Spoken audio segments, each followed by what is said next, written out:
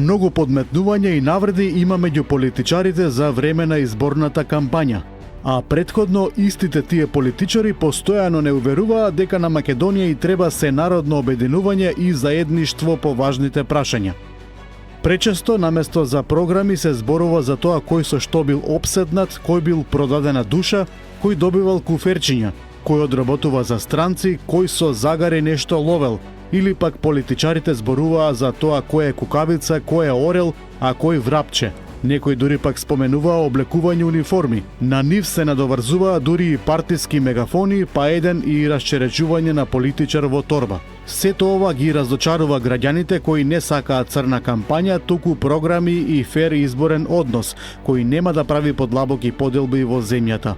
Се наелектризира состојбата во општеството со размена на навредливи зборови меѓу политичарите.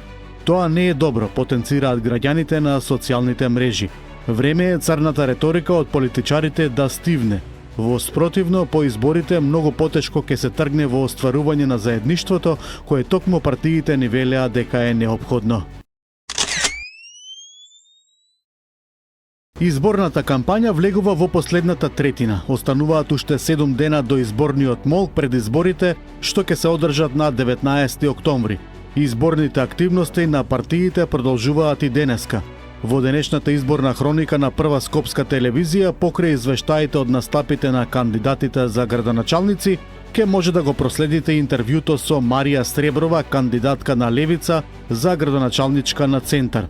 Од ДИК уште еднаш потсетија дека вечерва на полноќ истекува рокот за пријавување на болните и немоćни лица за гласање на локалните избори, а на 14 октомври пак истекува рокот за пријавување на лицата кои сакаат да гласаат на изборите, а кои издржуваат мерка куќен притвор. Немоćните или болни лица, лицата во куќен притвор, затворениците и лицата во старските домови гласаат во сабота на 18 октомври, еден ден пред денот определен за гласање на изборите. Основниот суд во Битола, на големо изненадување на јавноста, синоќа не го прифати предлогот на обвинителството за определување притвор на двајцата осомничени за кривични дела поврзани со јавни набавки во РЕК Битола и им определил мерка куќен притвор. Во ОЈО Битола информира дека надлежниот јавен обвинител не се согласува со ваквата одлука, па ќе вложи жалба и ќе бара мерка ефективен притвор. Реагираа денеска и од ВМРО ДПМН дека судство, како пупка отворена од Заев, Филипче и СДСМ, наместо да ги казнува криминалците, им дава кураж да продолжат со криминалот и да не одговараат. Денес сме повторно сведоци како СДСМ излегува во престрет преку неговото купено и уценето судство на собственикот на компанијата Марковски да му се досуди куќен притвор. 100 милиони денари е еднакво на куќен притвор. Реформи се повеќе од потребни во судството, соопшти ВМРО ДПМН. Да подсетиме, вчера во акција на финансиската полиција беа приведени Борче Марковски, собственик на Марковски компанија, и уште едно лице вработено кај него. Покрај нив приведени беа и неколку поранешни раководители во битолскиот комбинат. Сите тие се сомничат оти пред 2 години сториле кривично дело злоупотреба на службената положба и овластување и го оштетиле РЕК Битола за околу 1,6 милиони евра.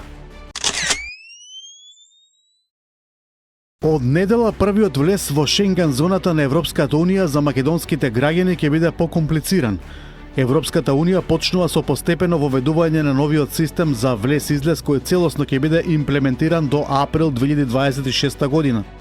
Она што е важно за македонските граѓани е дека овој систем ќе биде имплементиран и на граничните премини кон Грција и Бугарија. При првото патување по воведувањето на системот, патниците ќе поминат низ целосен процес на регистрација кој вклучува фотографирање, скенирање на отпечатоци од прсти и внесување на податоци од пасошот. При следните патувања, контролата од Европската Унија ветуваат дека ќе биде побрза, бидејќи податоците веќе ќе бидат складирани во системот и ќе се врши само нивна проверка. Македонија утре слави голем празник. 11 октомври е светол датум на кој во 1941 година македонскиот народ ја почна борбата за ослободување од фашизмот. Таа борба беше за конечно создавање на македонската држава, сон кој трае уште пред славниот Илинден од 1903 година. Во 1941 година Македонија беше поделена и окупирана од фашистичките сили на Бугарија, Германија и Италија. Непокорните македонци во Прилеп и Куманово токму на 11 октомври почнаа сооружената борба и така воедно ги потврдија пред светот аспирациите за национална и политичка автономија. Славните партизани потоа низ крвави борби го трасираа патот кон Асном и кон формирањето на Федерална Македонија, каде што македонскиот народ доби своја институционална рамка и државен статус. Македонија со опразнувањето на овој ден се потсетува на тие херојски времења, но и се потсетува дека борбата за зачувување на културните и историските особености на македонскиот народ никогаш не завршуваат. За локалните избори во Косово, што ќе се одржат на 12 октомври, Централната изборна комисија не им издела акредитации на медиумите кои известуваат на српски јазик. Образложението е дека овие медиуми се познати по пропаганда и клевети. Ова предизвика силни реакции од новинарските здруженија кои одлуката ја оценија како неприфатлива и спротивна на демократските вредности. Тие нагласија дека српските граѓани на Косово имаат уставно право да бидат информирани на својот јазик. Реагираше и мисијата на ОПСЕ на Косово, која изрази разочарување од одлуката на изборната комисија. Израелската влада го ратификуваше примирието со палестинската група Хамас, отварајќи пат за прекин на непријателствата во Газа во рок од 24 часа и ослободување на израелските заложници во рок од 72 часа. Договорот предвидува ослободување на заложниците во замена за палестинските затвореници и постепено повлекување на израелските трупи. Израелците и палестинците го поздравија договорот како чекор кон завршување на двегодишниот конфликт во кој загинаа повеќе од 67.000 жители на Газа. Хамас добил гаранција од САД и други посредници дека војната е завршена.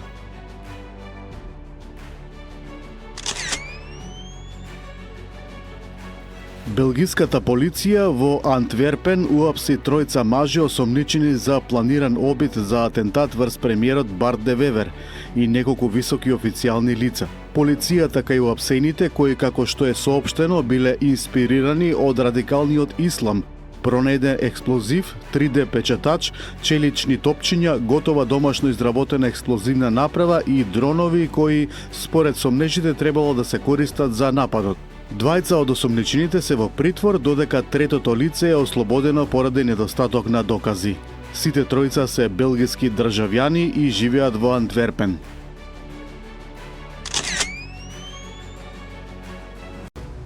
Лидерот на САД Доналд Трамп изјави дека Шпанија треба што поскоро да ги зголеми своите трошоци за одбрана на 5% од својот бруто домашен производ.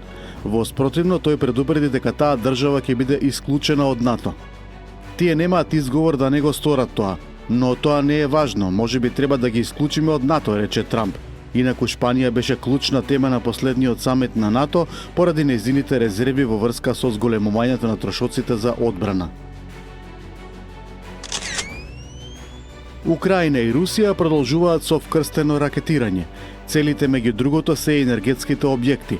Повеќе од половина од домашното производство на природен газ во Украина било избришано од руските ракетни и дронски напади во ек на подготовките за зимата. Москва погодила над 60% од капацитетите за екстракција. Од друга страна, Киев одговорил со удари длабоко во внатрешноста на Русија, при што ги погодиле постројките на Лукойл во Котово, 600 километри од границата, каде што избувнал голем пожар. Земјотрес со јачина од 7,6 степени по Рихтеровата скала утрово ги погоди Филипините, соопшти Филипинскиот институт за вулканологија и сеизмологија. Епицентарот бил на отворено море на длабочина од 10 км и околу 62 км од брегот. Филипините и Индонезија издадоа предупредување за цунами, а Пацифичкиот центар за предупредување на цунами најави опасни бранови на радиус од 300 км од епицентарот. Во крајбрежните области започната евакуација на населението, особено на децата од училиштата. Севернокорејскиот лидер Ким Џонг Ун на прославата на 80 годишнината од основањето на владачката работничка партија истакна дека глобалниот углед на земјата расте секојдневно. На свеченоста во Пјонгјанг присуствуваа и кинескиот премиер Ли Ќијанг, виетнамскиот лидер То Лам и рускиот заменик председател на Советот за безбедност Дмитрий Медведев. Во Кина е забележена најголема сообраќајна гужва во историјата, кога на наплатна рампа во 36 колони возилата биле заглавени повеќе од 24 часа. Гужвата настанала по 8-дневниот национален празник, кога милиони кинези тргнале на патување. На платната станица Гуџуан, која има 36 ленти, била преплавена со возила, а снимки од дронови покажуваат километарски редови. На тој ден повеќе од 120.000 возила поминале низ станицата.